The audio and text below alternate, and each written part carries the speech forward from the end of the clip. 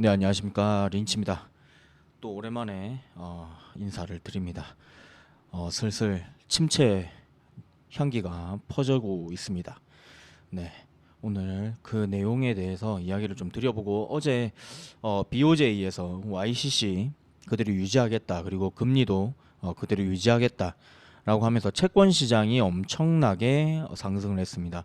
오늘 그 내용도 함께 다뤄보도록 하겠습니다. 네, 일단 어제 있었던 내용부터 말씀을 드리겠습니다. 지금 어제 뉴욕 엠파이어 스테이트 제조업 지수 보시면 나락을 갔습니다. 마이너스 32.9%. 네, 지금 이렇게 내려왔는데 이게 0을 기준으로 위로 올라가면 제조업이 화랑이다. 그리고 마이너스로 가게 되면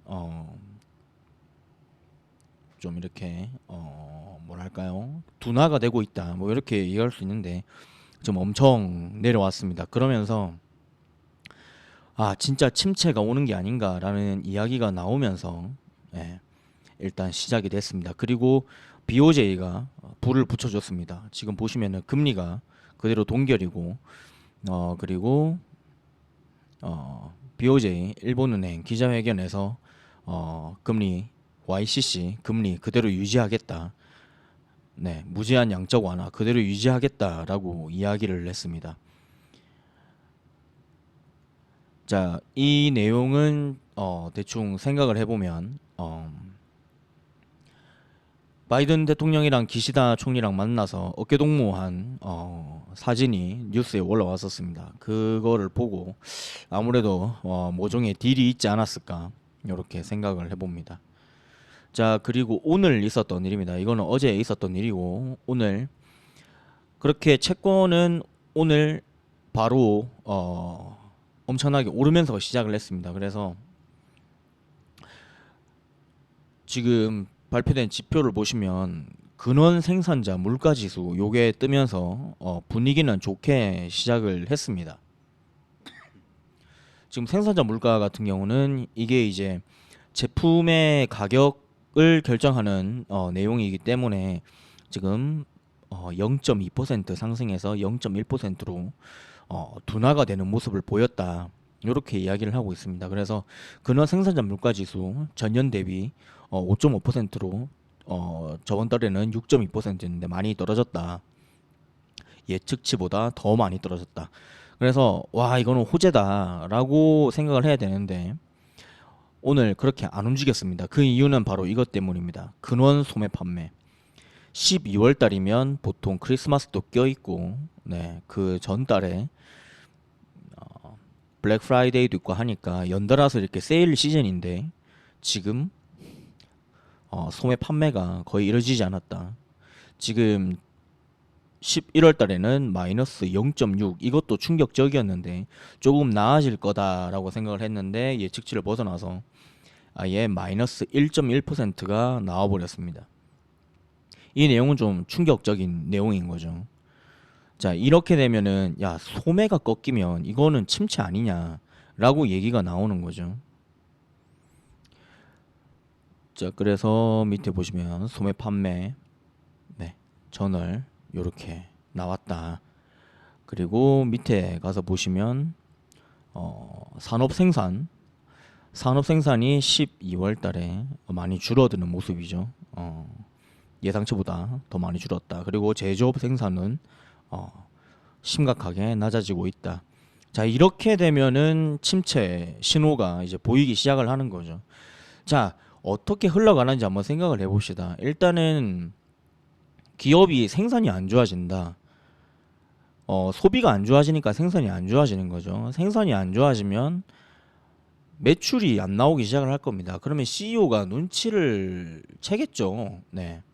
그 밑에 있는 재무 부서나 요렇게 구매 담당 아니면은 이렇게 주문 받는 쪽 이런 쪽에서 보고서가 올라가겠죠. CEO한테.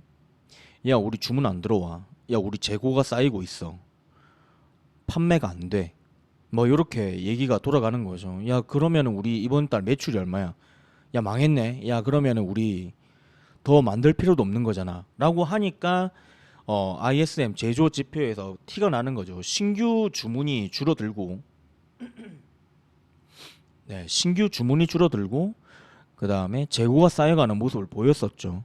그러니까 여기 나오는 겁니다. 산업 생산이 줄어들고, 네, 소비가 안 되고 이렇게 되는 거죠. 그리고 여기 제가 재고도 있었던 것 같은데 생산도 줄이는 거죠. 네. 재고, 네 여기 있습니다. 기업 재고 11월 달 0.2% 증가했는데 0.4% 재고가 빠르게 쌓여가는 모습이다. 이렇게 생각을 하시면 될 것 같습니다. 자, 그래서 지금 보시면은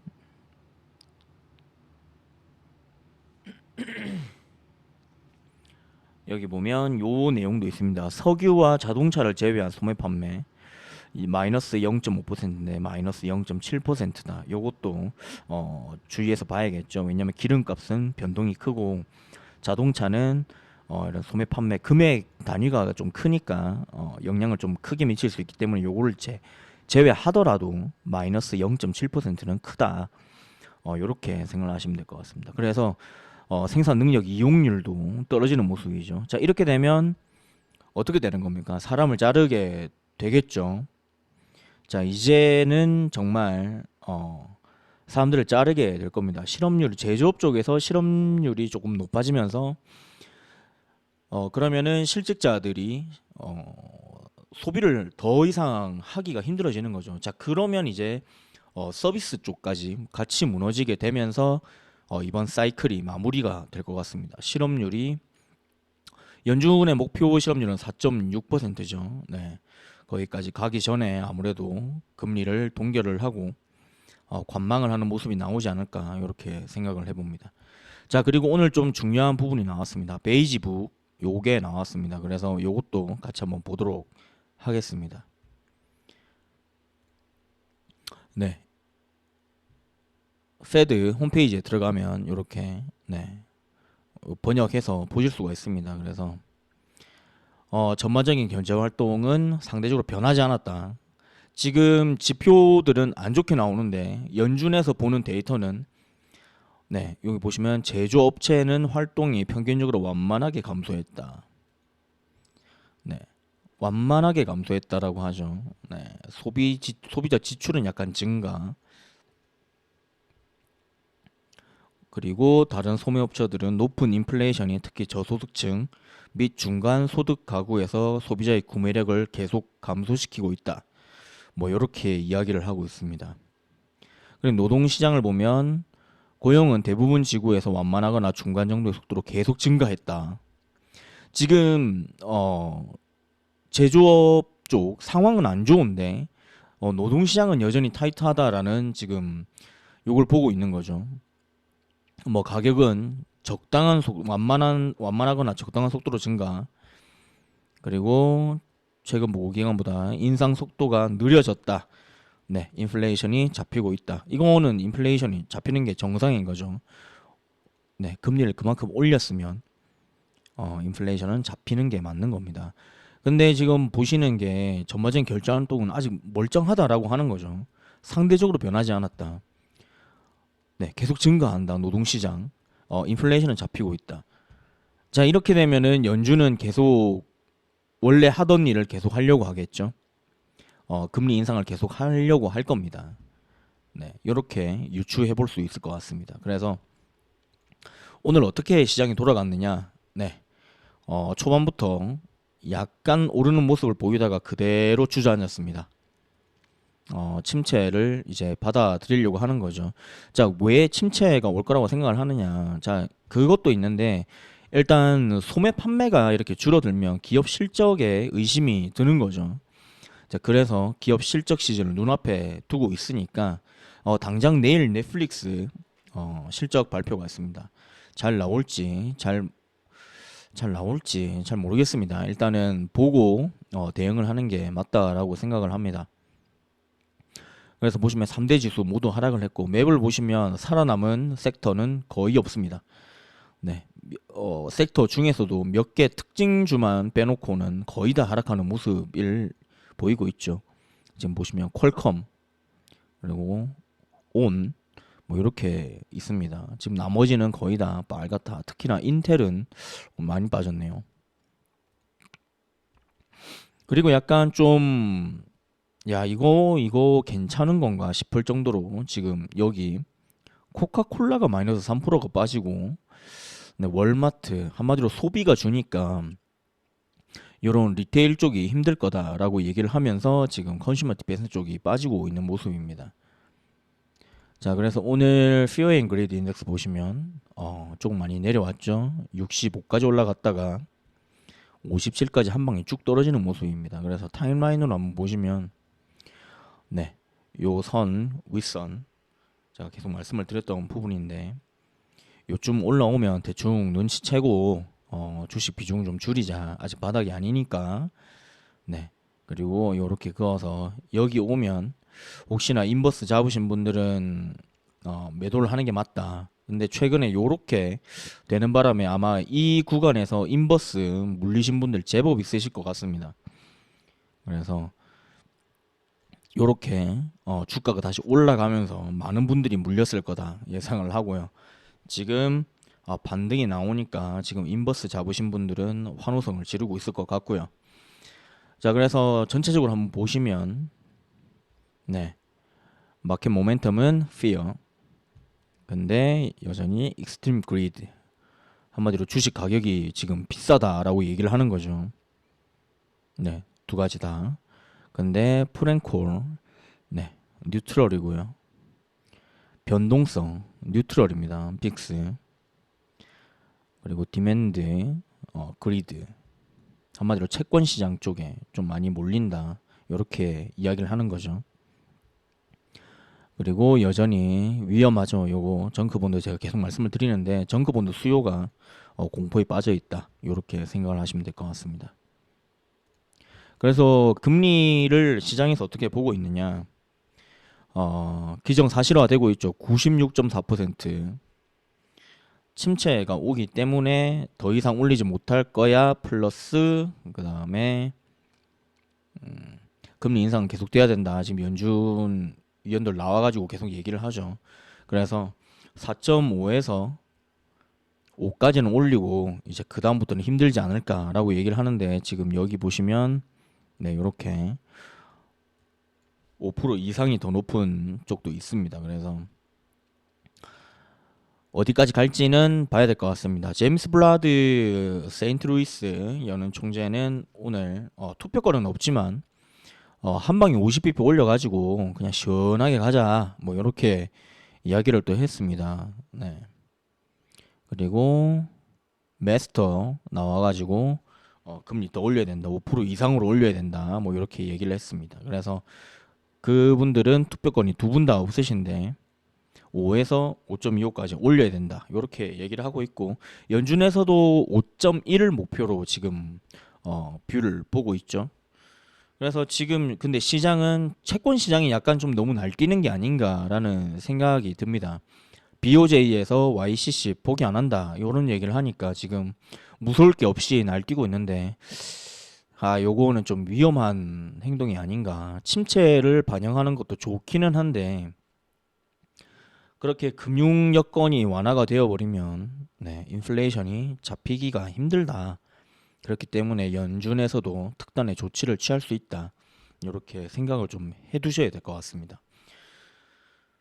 그래서 지금 보시면은 올 하반기 가면 그냥 금리 내릴 거다. 이렇게 예측을 하고 있는 거죠. 네. 그래서 오늘 S&P 보시면은 네, 이렇게 하락 추세 상단에 머리를 맞고 또 내려오는 모습이죠. 네. 이렇게 선을 그었을 때 네, 요렇게 맞고 떨어졌었고 다시 도전을 해서 또 맞고 떨어지는 거죠. 네. 그래서 지금 시장에서 빅스 지수에 대해서 이야기를 좀 하시는 분들이 있습니다. 그래서 그 부분에 대해서 저도 좀 이야기를 해보면 빅스가 오르질 않습니다. 제가 20에 오면 네, 여기 오면 숏을 잡고 여기 오면 눈치껏 주식을 팔자 이렇게 이야기를 해 왔었는데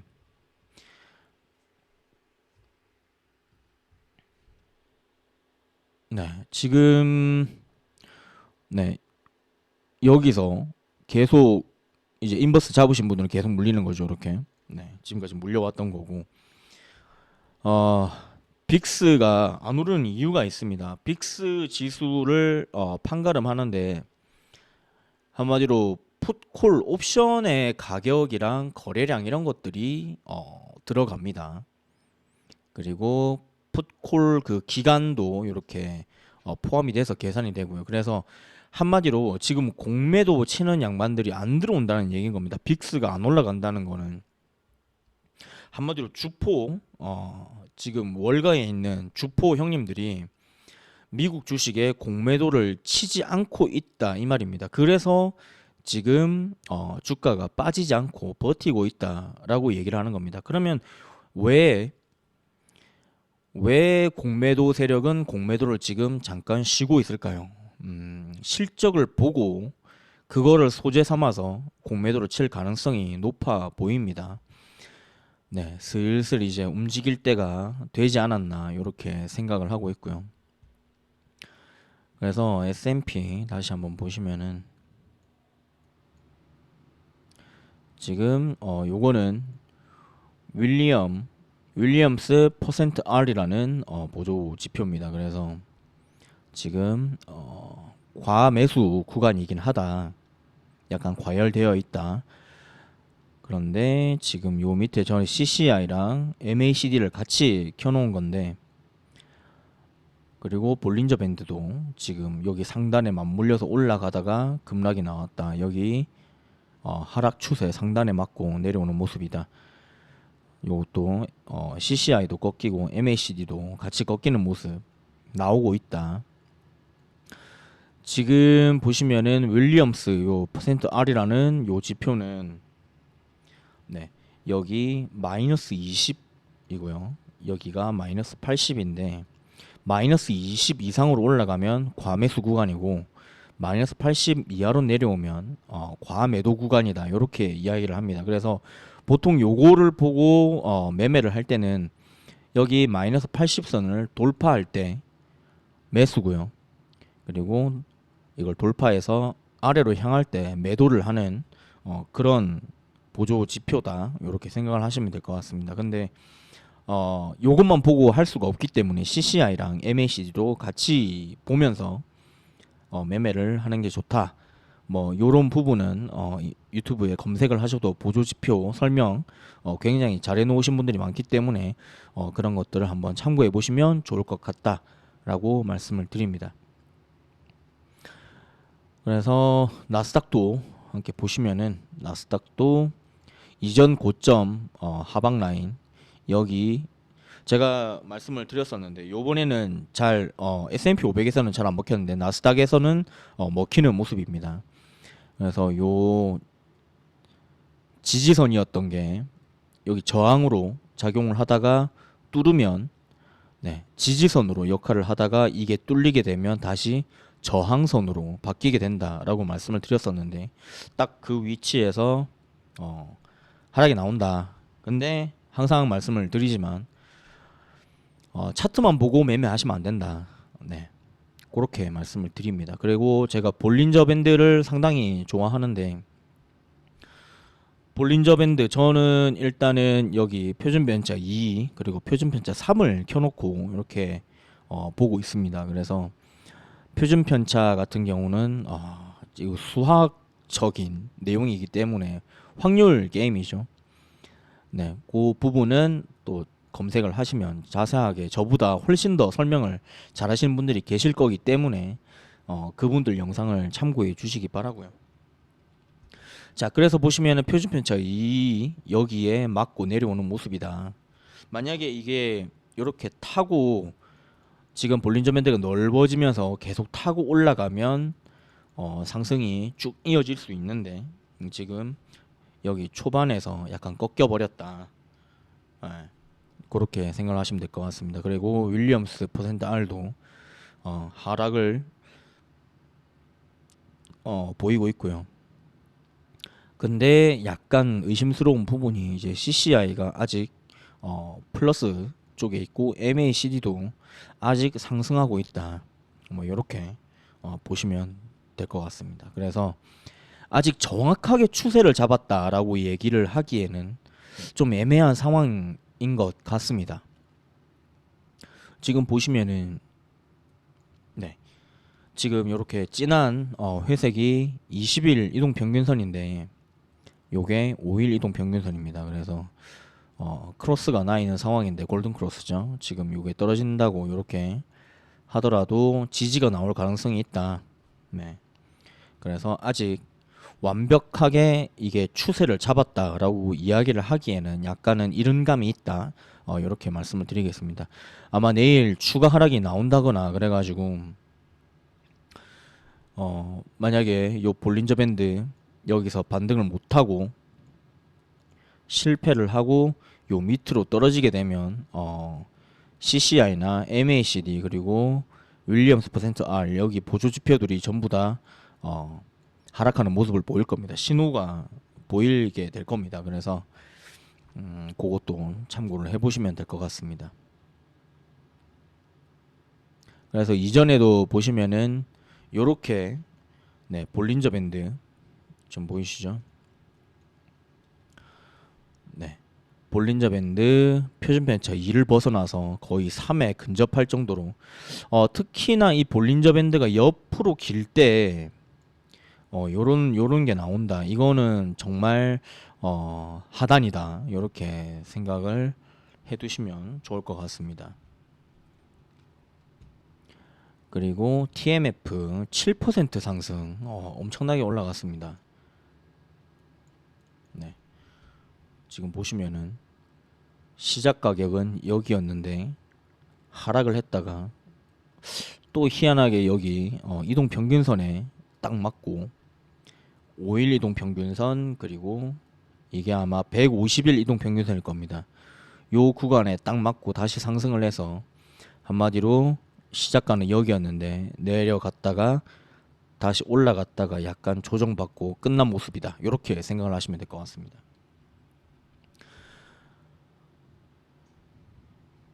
요거를 자세하게 보고 싶으시면 시간 봉으로 보시면 대충 나오죠. 그래서 올라갔다가 내려갔다가 다시 올라갔다가 내려가서 끝이 났다. 이렇게 보시면 될 것 같습니다. 그러면 봉 모양이 이렇게 나온다. 네, 이렇게 생각하시면 될 것 같습니다.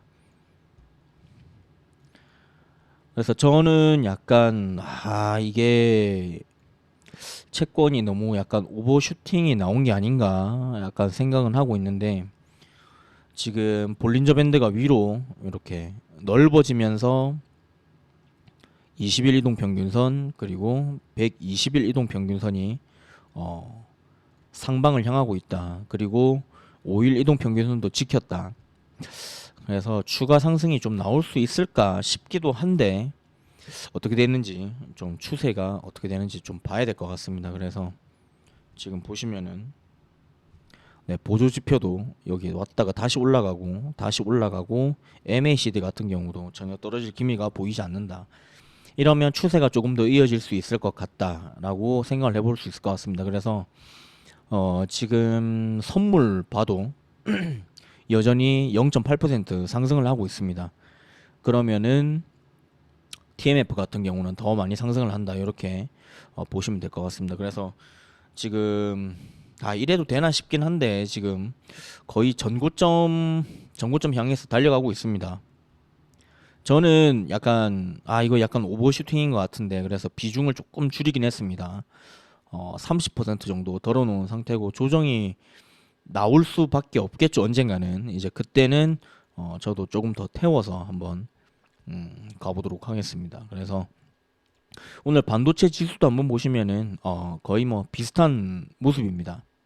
네, 여기 전 고점 근처에서 네, 이렇게 그어봤는데 여기 돌파 실패했고 여기서도 돌파를 실패. 그리고 여기서는 지금 볼린저 밴드 보시면은 3 표준 편차를 뛰어넘어서 여기 머리를 맞고 하락을 했었죠. 그래서